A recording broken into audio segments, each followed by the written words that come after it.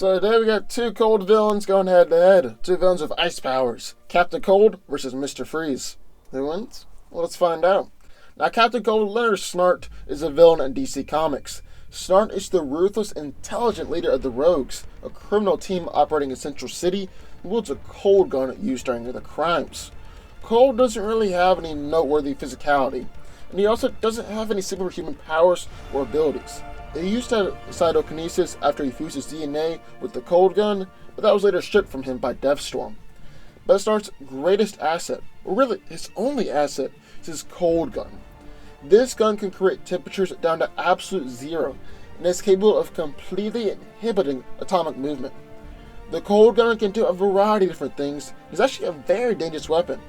It's been able to freeze an entire skyscraper, completely freeze Wally West, injure Superboy, and has been able to counter Kid Devil's fire breath, and even counter Superman's heat vision. It can create a cold field, a force field of sorts, which can stop bullets in midair, and it's been said that only flashes can break through the field. The gun can also create walls of ice, create icicles on the ground, create frictionless patches of ice, and even create icicles inside somebody's body. He also wears a pair of snow goggles that are designed to limit the glare from the gun and allow him to see clearly while he's firing. Snart is a skilled leader and tactician, and his careful study of the cold gun has given him mechanical engineering skills, and he's able to completely rebuild his gun from scratch. Then in the other corner we have Mr. Freeze. After his wife became terminally ill, Dr. Victor Fries devoted his life to saving her and used cryogenetics to freeze her and to get time to find a cure. After being attacked by his boss, Ferris Boyle, and was exposed to some of his chemicals, Fries could only survive in sub-zero temperatures and built a special suit to keep himself alive, becoming Mr. Freeze. Freeze's Cairo suit also gave the villain increased strength and durability, with his strength estimated to be about 3 times greater than an average human, and he's durable enough to survive multiple different explosions and gunshots. The suit conceals a high concentration of the gas chlorofluorocarbon. Don't know if I said that right. Which is designed to help freeze his body at temperatures below freezing, and is also the power source for his gun.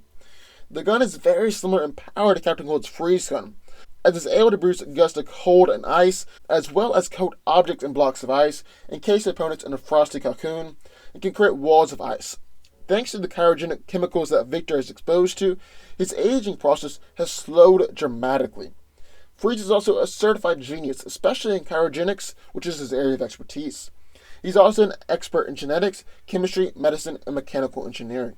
So who wins? Well, let's break it down. Now, in terms of physicality, Mr. Freeze has the clear advantage. Snart has never really done anything that impressive in terms of strength or durability, while Freeze is durable enough to survive gunshots and explosions, and is stronger than 3 men. However, I will give Cole the advantage in terms of speed. I mean, just look at the heroes they fight. Mr. Freeze goes up against Batman, and he's able to tag the Dark Knight, which I guess is pretty impressive, because Bruce can dodge bullets.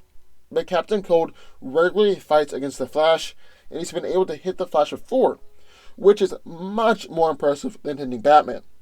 But this fight isn't going to come down to the physicality. No, it's going to come down to the cold guns. And here is where Captain Cold takes the clear and definitive advantage. To make it short, Captain Cold's gun can freeze objects down below absolute zero. He's even said that the gun is able to negate thermal motion and stops protons and electrons dead in their tracks. And Mr. Freeze has even admitted that his gun can't go down to absolute zero, that Captain Cold's weapon is the only one that can. And I might be saying, Mr. Freeze's body absorbs cold, so being frozen won't really bother him. I mean, he has the same freezing cold just to survive. And in some ways, you're right. But that doesn't really apply when we're talking about absolute zero. Because at absolute zero, it completely inhibits atomic movement.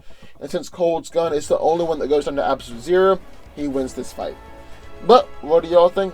I'd love to hear your thoughts. Sign off in the comments down below.